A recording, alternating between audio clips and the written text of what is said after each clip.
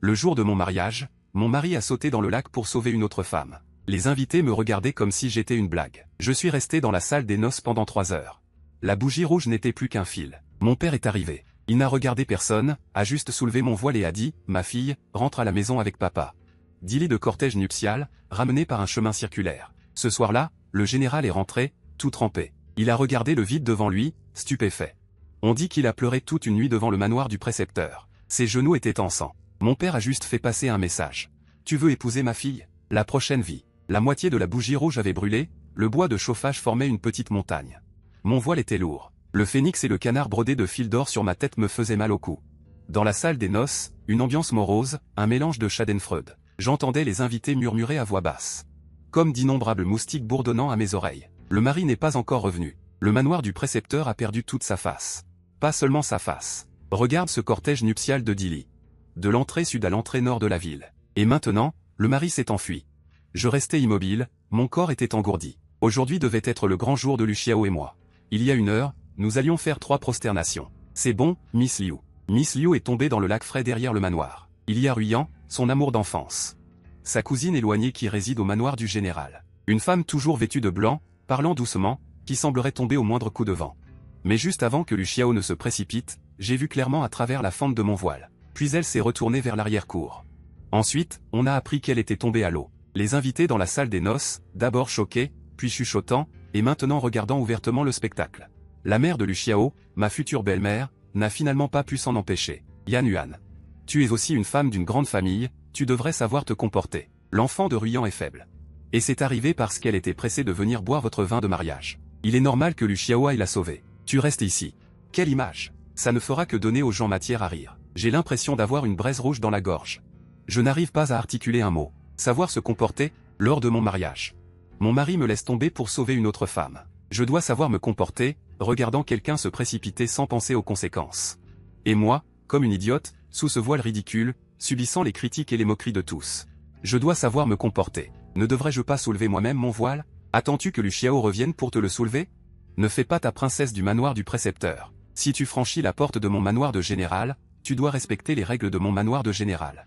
Mon père m'a appris dès mon plus jeune âge la politesse et le respect des règles. J'ai appris les règles pendant 18 ans, mais aujourd'hui, mes manières ont été déchirées de la manière la plus indigne. Le feu du bois de chauffage a encore baissé. La moitié des invités sont partis. Les restants sont là juste pour attendre une conclusion finale, pour mieux voir une blague complète. La mère de Luciao est retournée se reposer à l'arrière. Avant de partir, elle a jeté une phrase, « Vraiment, je ne sais pas ce que je dis. Seul je reste dans cette immense salle des noces, avec cette dot valant des milliers de pièces d'or mais qui semble si ironique. » Juste au moment où je sentais que je ne pouvais plus tenir. Alors que mon corps semblait sur le point de s'effondrer, une agitation se produisit à l'entrée. Une personne entra à contre-jour. Son visage, qui semblait menaçant sans même être en colère, était impassible. C'était mon père, Ji-hong, le grand tuteur à la cour. Dès l'instant où il est entré, son regard s'est posé sur moi. Tout le monde a retenu son souffle, attendant de voir comment le grand tuteur allait gérer la situation. Allait-il réprimander sa fille pour son manque de jugement ou chercher un arrangement à l'amiable avec le manoir du général? Ouais. Mon père n'a rien dit. Il a simplement levé la main et a doucement soulevé mon voile rouge. Au moment où le voile est tombé, les larmes qui s'étaient accumulées pendant des heures ont finalement roulé sur mes joues sans que je puisse les retenir. J'ai vu les yeux de mon père. Dans ses yeux qui avaient lu d'innombrables rapports et décrets, il n'y avait ni reproche, ni déception, seulement une immense et accablante tendresse. Ma fille, rentre à la maison avec papa. Il n'a rien ajouté, s'est simplement retourné vers les gardes qui l'accompagnaient. Il a donné un deuxième ordre, ramener tous les biens de la dot de mademoiselle, sans rien laisser. Les gardes ont commencé à agir, transportant les coffres en bois rouge marqués de caractères de joie, un par un. Les invités étaient stupéfaits. Ce n'était pas une résolution, c'était un démantèlement. Ramener une dot de Dili sans rien laisser. C'était plus humiliant qu'une gifle publique. C'était dire à toute la capitale que ma fille, de la famille J, ne se marierait pas. J'ai suivi mon père, pas à pas, à l'extérieur. Ma fierté, au moment où nous avons franchi la porte de la salle de mariage, s'est redressée. Le vent a séché les larmes sur mon visage et a dissipé le dernier espoir que j'avais envers Luciao. Du nord au sud de la ville. Cette route de rouge semblait une longue blessure sanglante, gravée dans le crépuscule de la capitale. De retour au manoir du grand tuteur, il faisait déjà nuit noire. Les serviteurs se tenaient silencieusement des deux côtés, n'osant même pas respirer. Mon père a renvoyé tout le monde. Il m'a personnellement aidé à regagner ma chambre. Tout dans la pièce était comme avant mon mariage. Sur le bureau étaient encore posés les sutras que je n'avais pas fini de copier.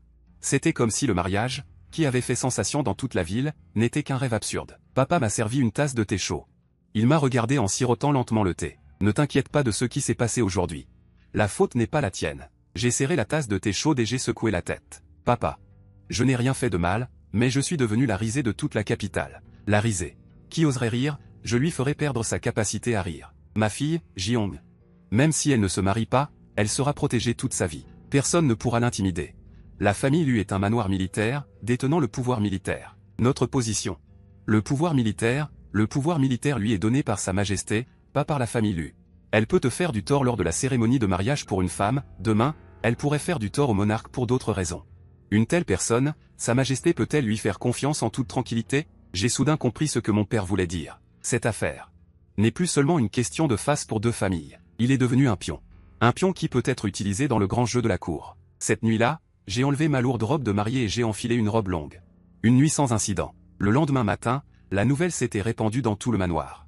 Dans ses yeux qui avaient lu d'innombrables rapports et décrets, il n'y avait ni reproche, ni déception, seulement une immense et accablante tendresse. Ma fille, rentre à la maison avec papa. Il n'a rien ajouté, c'est simplement retourné vers les gardes qui l'accompagnaient. C'est fait. Mon fidèle garde du corps, Xiao Taokui, est arrivé en courant. Général, j'ai dit que la main de la tête s'est figée. Quand cela a-t-il commencé? J'ai entendu dire qu'il était revenu de nuit hier. Il est retourné à la résidence du général et a constaté que la chambre nuptiale était vide. Vous et votre dot n'étiez pas là, alors il s'est paniqué. Selon les serviteurs de sa résidence. Le vieux général était tellement en colère qu'il l'a traité de chef de guerre sur place et l'a battu des dizaines de fois. Ensuite, il s'est blessé. Il a couru et a prié jusqu'à maintenant dans la seconde moitié de la nuit, à genoux toute la nuit, ses genoux étaient à vif. Je trouve cela ridicule. Si j'avais su, pourquoi l'avoir fait en premier lieu?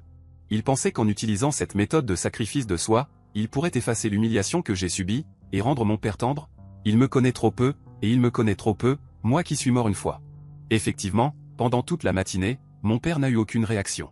Il est allé à la cour du matin comme d'habitude, et après son retour, il a traité les affaires publiques dans le bureau, comme si la personne à genoux devant la résidence n'existait pas du tout. Jusqu'à l'après-midi, le majordome est venu se plaindre en toute hâte, « Monsieur. Quelqu'un de la cour est venu dire que Sa Majesté vous demandait, vous et le général Lu à l'extérieur, d'entrer dans le palais pour une audience. Transmettez un message au général Lu. Si tu veux épouser ma fille, attends la prochaine vie. » La calèche qui entrait dans le palais a passé la route pavée de pierre bleue, faisant un bruit sourd et rugueux. Les affaires d'aujourd'hui, Sa Majesté m'a convoqué. Ce n'est absolument pas une simple médiation familiale. Je n'y suis pas allé, mon père ne m'a pas permis d'y aller. La fille de la famille J a subi une terrible injustice, elle ne doit pas baisser la tête pour être jugée au palais. Il faut y aller.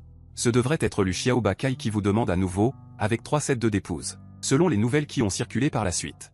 Ce jour-là, dans le bureau impérial, l'atmosphère était si froide qu'elle aurait pu congeler la glace. Sa Majesté était assise sur le trône impérial, regardant les deux ministres agenouillés en dessous. L'un était son plus précieux lettré, l'autre était son général le plus fiable sur le champ de bataille. À ce moment, ces deux fonctionnaires civils et militaires étaient devenus des ennemis mortels à cause d'une erreur. Majesté, Majesté, l'erreur précédente, l'erreur tardive, tout est de la faute du courtisan. J'étais stupide pendant un moment, j'ai déçu Yana et j'ai déçu la confiance de Maître Teffu. Je suis prêt à accepter n'importe quelle punition, seulement demander à Sa Majesté et à Maître Teffu de me donner une autre chance de me racheter. Elle a abaissé son attitude, s'est attribué toute la responsabilité. Cela semble avoir beaucoup de courage. Mais ce courage est arrivé trop tard. Mon père, Ji-Hong, du début à la fin, n'a même pas jeté un coup d'œil à lui. Cher Lu, tu as vraiment été confus. Le mariage n'est pas une affaire de jeu. Tu as laissé la fille de Teffu attendre sous la pluie pendant 3 heures, et elle et Teffu sont devenus la risée de toute la capitale. Tu as mal géré cette affaire. Cher Ji, je sais que tu as du ressentiment. Ta fille est ton trésor. Elle a subi une telle injustice, qui ne pourrait pas le supporter? Cependant, Lu Xiao a apporté de grandes contributions à notre dynastie. L'avenir de Pékin repose en grande partie sur lui. Si vos deux familles entrent en conflit à cause de cela, ce ne sera pas bénéfique pour la cour. Si c'était quelqu'un d'autre, il aurait peut-être saisi cette occasion. Mais mon père est Ji-Hong. Il leva la tête, regardant droit vers le ciel, « Votre Majesté. Ce vieux serviteur n'a qu'une seule fille. Dès son plus jeune âge, je lui ai appris à lire, à écrire, et les règles de conduite. Je pensais avoir trouvé pour elle un excellent parti, un homme sur qui elle pourrait compter. Ce qui est ridicule, c'est que cet homme, lors du jour le plus important de sa vie, pour une autre femme, l'a jeté comme une herbe folle. Votre Majesté, la situation politique est primordiale. Ce vieux serviteur ose demander à Votre Majesté, un homme qui peut facilement trahir les vœux de son union. Comment pouvez-vous croire qu'il tiendra ses promesses envers le souverain et le pays? Aujourd'hui, il peut abandonner son épouse qui l'attend pour ses désirs personnels, demain, ne va-t-il pas, pour autre chose? Abandonner la ville et le peuple qu'il devrait protéger? Ces paroles ont glacé l'atmosphère de tout le bureau impérial. Mon père a soulevé la question de la moralité personnelle de Lu Xiao pour directement remettre en question son intégrité et ses capacités en tant que général. Ce n'est plus une affaire de famille. Cela ébranle les fondements du royaume. Lu Xiao releva brusquement la tête, le visage aussi pâle que la mort. Ses lèvres se resserrèrent, mais il ne put réfuter un seul mot, car ce que mon père disait était la vérité la plus profonde et une logique inattaquable. Le visage de votre majesté devint également très sombre. Il regarda mon père attentivement. Après un long moment, votre majesté parla lentement, cher ministre J, votre intention. Je la comprends. Lu Xiao, retire-toi pour l'instant. Tu devrais bien réfléchir. Comment tu peux demander le pardon du grand tuteur et de Miss J? Je ne m'en occuperai plus. Mon père revint du palais à la tombée de la nuit. Il me raconta tout ce qui s'était passé au bureau impérial, sans rien omettre. Puis, il me regarda sérieusement et demanda. Yan Yuan, papa a dit des choses dures devant le trône aujourd'hui, anéantissant toutes les possibilités entre toi et Lu Xiao. Toi, papa, tu as bien fait. Ta fille a compris. La famille n'est pas la seule issue pour une femme. Puisque ce chemin ne mène nulle part, alors je n'y vais plus. À ce moment-là, j'ai vu les yeux de mon père rougir. Depuis cette confrontation au palais. Cette querelle de rupture de fiançailles entre la demeure du grand tuteur et celle du général est devenue un sujet dont on parlait à voix basse dans toute la capitale. La demeure du général, consciente de sa faute, s'est retirée et n'a plus envoyé de messagers. À partir de ce jour, Lu Xiao a complètement disparu de la vue de tous. On dit qu'il a été mis en confinement par le vieux général, enfermé chez lui pour réfléchir. Les dalles de pierre devant la porte de la demeure ont enfin retrouvé leur quiétude d'antan. Ma vie semblait également revenir à la normale. Chaque matin, j'accompagnais mon père pour le petit déjeuner. Ensuite, j'allais au bureau pour l'aider à préparer l'encre et à organiser les piles de documents et de dépêches. Je lisais vite et j'apprenais aussi vite. Mon père ne me cachait rien lorsqu'il traitait des affaires de l'État. Il me donnait même quelques conseils involontaires. Il semblait vraiment me former comme un héritier, un protégé, plutôt qu'une fille élevée dans le confort. Cette vie était paisible et enrichissante. Cet après-midi-là, je triais des listes d'objets d'autrefois, ces choses qui avaient autrefois porté tous mes beaux rêves. À mes yeux, ce ne sont que des contes froids. Xiao Tao entre, l'air un peu étrange. Mademoiselle, il y a des rumeurs vous concernant dehors. Disent-ils que je suis vertueuse, ou que j'ai profité de l'influence de mon père pour ne laisser aucune trace d'affection au manoir du général? Rien d'autre. Mademoiselle, comment le saviez-vous? Bien sûr que je sais. Le manoir du général a subi une telle perte, et la mère de Lu Xiao est une personne si protectrice et acariâtre. Ce serait étrange s'ils ne faisaient pas de manigances dans leur dos. Au cours des 2 dernières semaines, j'ai demandé à Xiao Tao de sonder discrètement des nouvelles du manoir du général. Je sais que Lu Xiao a été enfermé, mais Liu Ruyan, cette fleur de lotus blanche si pitoyable, a été accueillie par la mère de Lu Xiao dans sa propre cour. Elle s'en est occupée personnellement, prétendant à l'extérieur qu'elle était une veuve solitaire et l'a adoptée comme fille adoptive. Comme c'est ridicule. Une femme qui a brisé le mariage de son fils, a déshonoré la famille, se retrouve soudainement une fille adoptive choyée. Ce n'est pas adopter une fille, c'est clairement un acte de provocation envers moi, envers tout le manoir de Tefu. Ils disent qu'avant que vous ne vous mariez, vous ne pouviez pas supporter mademoiselle Liu. Vous l'avez harcelée plusieurs fois, et ils disent même le jour du mariage que c'est vous qui l'avez délibérément provoqué, ce qui a poussé mademoiselle Liu à perdre l'équilibre et à tomber dans l'eau. C'est du pur mensonge. Mademoiselle, nous ne pouvons pas laisser ils détruire votre réputation comme ça. Ne t'inquiète pas, laisse-les dire. Plus ils disent de vilaines choses maintenant, plus leur honte sera grande plus tard. Mon regard tombe sur une page des registres. Il y est enregistré un ensemble de services à thé, le fleur de lune de décembre, blanc et violet, cuit par un grand maître de la dynastie précédente. Il est exquis et d'une valeur inestimable. Je me souviens que Lu Xiao en a parlé une fois par hasard, disant que Liu Ruyan aimait le blanc et le violet. Xiao Tao, va à la réserve et apporte ce service à thé des 12 fleurs. Pourquoi veux-tu ça? Je vais le vendre. Le vendre? Mais c'est une chose précieuse laissée par madame, comment pouvez-vous le vendre? Ce n'est qu'un objet, aussi précieux soit-il, il ne vaut pas autant que la réputation d'une personne vivante. De plus, je ne le vends pas à la légère. Je vais organiser une réception pour apprécier les vrais objets, et inviter toutes les dames nobles et respectées de la capitale. Ne dites à tout le monde que moi, Ji Yanwan, suis un peu à court d'argent en ce moment. Cette phrase se répandra dans tous les coins de la capitale, disant même que les biens de ma mère ont dû être vendus. C'est la première étape. Mademoiselle veut que tout le monde sache que notre manoir a récupéré la dot et a également perdu autant de cadeaux de fiançailles, donc nous sommes à court de fonds. Les gens ont tendance à compatir avec les faibles. Quand une personne faible et lésée doit vendre les biens de sa mère pour maintenir les apparences. À qui pensez-vous que les gens croiront la vérité? Mon objectif n'est pas seulement d'obtenir la sympathie. Je veux utiliser cette réception pour mettre Liu Ruyan et le manoir du général sous pression. Je veux voir s'il sera tenté lorsque ce service à thé dont il rêvait apparaîtra à la réception, et s'il demandera à Lu Xiao de l'acheter. S'il n'est pas tenté, cela prouvera simplement que son amour précédent était faux. S'il est tenté et demande à Lu Xiao de l'acheter, tant mieux. Un homme qui vient de quitter sa fiancée et qui achète immédiatement les biens de la mère de son ancienne fiancée pour une autre femme. Ce spectacle est beaucoup plus excitant que de simples rumeurs. À l'intérieur du manoir du général, l'atmosphère est aussi oppressante que la mer avant une tempête. Le vieux général Lu Zhen est en tenue militaire. Assis au siège principal, le visage dur. Devant lui, au sol, Est agenouillé Lu Xiao, vêtu d'une tenue de deuil, mais ne pouvant cacher ses blessures. Mon fils rebelle. Je t'ai ordonné de rester enfermé, qu'est-ce que tu as appris, père? L'atmosphère dans le manoir du général est aussi oppressante que la mer avant une tempête. Le vieux général Lu Zhen est en tenue militaire, assis au siège principal, le visage dur. Devant lui, au sol, est agenouillé Lu Xiao, vêtu d'une tenue de deuil, mais ne pouvant cacher ses blessures. Mon fils rebelle, je t'ai ordonné de rester enfermé, qu'est-ce que tu as appris, père? L'atmosphère dans le manoir du général est aussi oppressante que la mer avant une tempête. Le vieux général Lu Zhen est en tenue militaire, assis au siège principal, le visage dur. Devant lui, au sol, est agenouillé Lu Xiao, vêtu d'une tenue de deuil, mais ne pouvant cacher ses blessures. Mon fils rebelle, je t'ai ordonné de rester enfermé, qu'est-ce que tu as appris, père? Enfant, je sais que je me suis trompé, je sais. Tu ne sais vraiment pas où tu as eu tort. Tu as eu tort de sauver quelqu'un? Non, tu as eu tort de prendre le bateau de pêche. Tu as eu tort de ne pas savoir choisir le moment, de ne pas différencier le juste du faux, pendant ta cérémonie de mariage. Sous les regards de tous les invités, tu as abandonné ta fiancée. Tu as fait perdre la face à Jiong. Plus encore, tu as fait perdre la face à ma famille Lu, qu'il avait gagnée honnêtement pendant des générations. Ce que Jiong avait dit juste avant sa mort, cela a presque touché le nerf de tous les généraux militaires. Depuis l'Antiquité, les rois craignent par-dessus tous les généraux qui détiennent le pouvoir militaire, qui s'autonomisent. Ils n'obéissent pas aux ordres. Les actions de Lu Xiao prouvent précisément cette imprévisibilité. Que Sa Majesté ne vous ait pas retiré votre pouvoir militaire sur le champ, c'est déjà parce qu'il a tenu compte de vos mérites passés et de la relation que j'entretiens avec ma famille Lu. Mais toi, qu'as-tu fait, toi et ta mère confuse, père, ne vous fâchez pas contre frère Xiao. C'est tout la faute de Ruyan. C'est que Ruyan n'a pas de chance. Arrêtez. Je n'aurais pas dû causer tant de problèmes à frère Xiao et au général à ce moment-là. Son teint était pâle, ses yeux rouges, elle semblait si faible qu'elle pourrait s'évanouir à tout moment.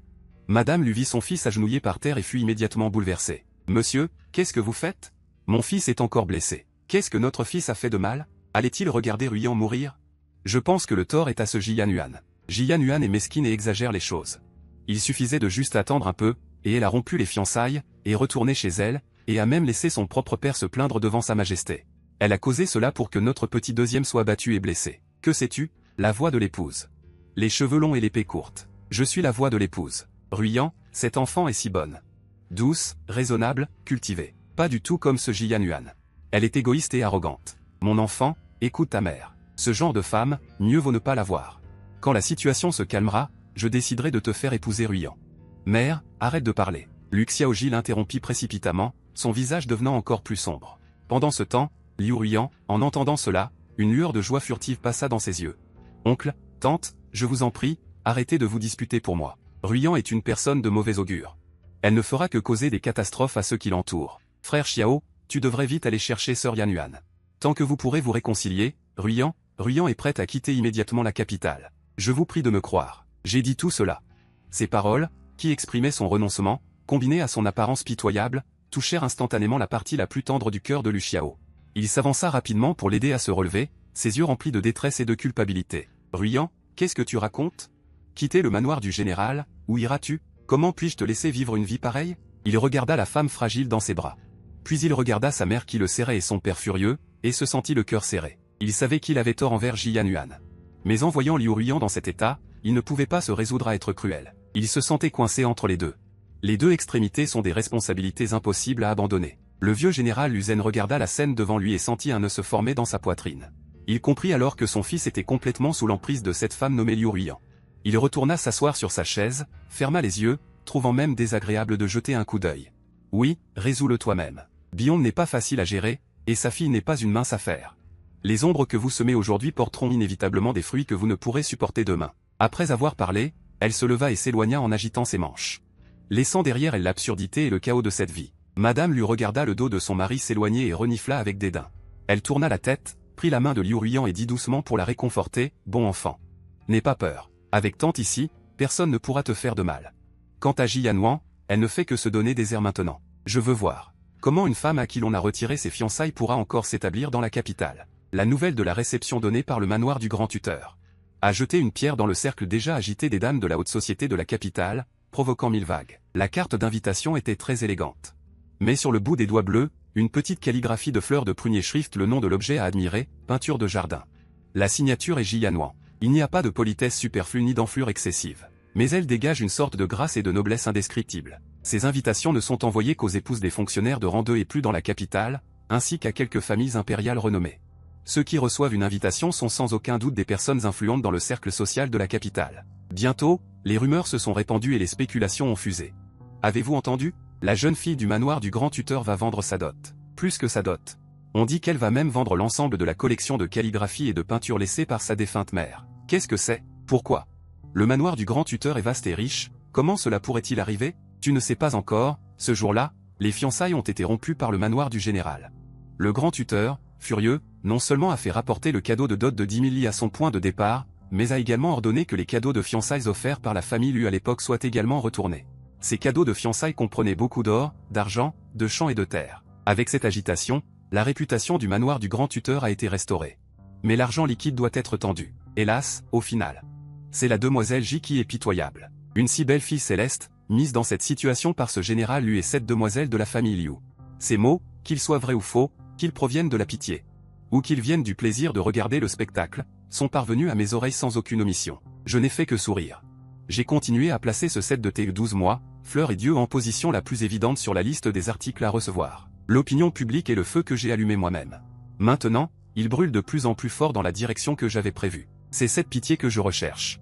Ce n'est qu'en me plaçant à une position suffisamment basse et en adoptant une attitude suffisamment faible que je pourrais faire pointer la lance de tout le monde vers le manoir du général, qui est haut placé. Et le manoir du général a effectivement reçu cette nouvelle. Tout le monde dehors dit maintenant que Ji Yanwan, pour se venger de toi et de cousin Xiao, a rendu les cadeaux de fiançailles et manque maintenant d'argent au point de ne pas pouvoir joindre les deux bouts, et doit vendre sa dot et ses biens personnels. Elle a spécifiquement demandé à vendre un set de thé en porcelaine blanche appelé 12 mois, Fleur et Dieu, disant que c'était un trésor laissé par sa mère. Le dieu des fleurs de décembre. J'avais dit qu'il bluffait. Une femme qui a été déshonorée. Sans le soutien de la famille de son mari, même si son père est un grand fonctionnaire, peut-il la protéger toute sa vie? Maintenant, tu connais le goût de ne pas avoir d'argent. C'est mérité. Il se réjouit de son malheur. Mais il n'a pas remarqué que Liu Ruyan, qui était à côté de lui pour le servir, a entendu les mots au dieu des fleurs de décembre. Son corps s'est figé et une lumière ardente a jailli dans ses yeux. Ce service à thé, elle l'avait vu décrit dans la liste de dot de Ji Yanwan. Blanc comme du jade, fin comme une aile de cigale, laissant passer la lumière. Chaque tasse représente un dieu des fleurs de lune réaliste. C'est une production rare d'un grand maître de la dynastie précédente. Un authentique objet de collection qu'il rêvait d'avoir. Ce n'est pas seulement à cause de sa beauté et de sa valeur, mais aussi parce qu'il appartenait autrefois à Ji Yanwan. C'est un héritage de sa mère. Si Lu Xiao pouvait l'acheter lui-même et le lui offrir, ce serait l'humiliation et la victoire ultime pour Ji Yanwan.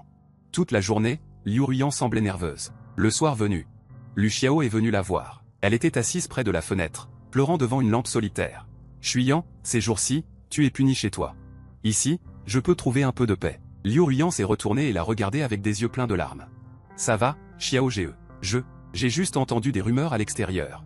Je suis désolé pour Sœur Yanwan. J'ai entendu dire que Sœur Yanwan allait vendre les biens de sa mère. Il y a aussi un ensemble de thé blanc qu'elle aimait le plus. Je me souviens que Xiao Ge t'en a parlé. Ce service à thé est un authentique objet unique au monde. Sœur Yanwan doit manquer d'argent pour avoir fait cela. C'est de ma faute. Si ce n'était pas pour moi, ces portraits s'enfonçaient un par un dans le cœur de Lu Xiao. Bien sûr, il connaissait ce service à thé. Il se souvenait encore que lorsqu'il avait vu cette liste de dot, il avait souri à Ji Yanwan et lui avait dit « Ruyan l'aime le plus. Quand elle verra ce service à thé plus tard, elle sera certainement envieuse. » Comment Ji Yanwan avait-elle répondu à ce moment-là? C'est le souvenir que ma mère m'a laissé. Je le garderai précieusement toute ma vie. Pour le garder toute sa vie, mais maintenant elle va le vendre. Le cœur de Lu Xiao semblait être serré par une main invisible. Il avait tellement mal qu'il ne pouvait plus respirer. Il savait que l'action de Ji Yanwan était faite pour lui faire du mal. Liu Ruyan, voyant son visage pâlir, savait que le moment était venu. Elle a doucement tiré la manche de Lu Xiao, sa voix empreinte d'une supplique et d'un désir. « Petit frère, je pense juste que, un tel objet authentique, s'il tombait entre les mains d'un marchand qui ne le mérite pas, ce serait trop dommage.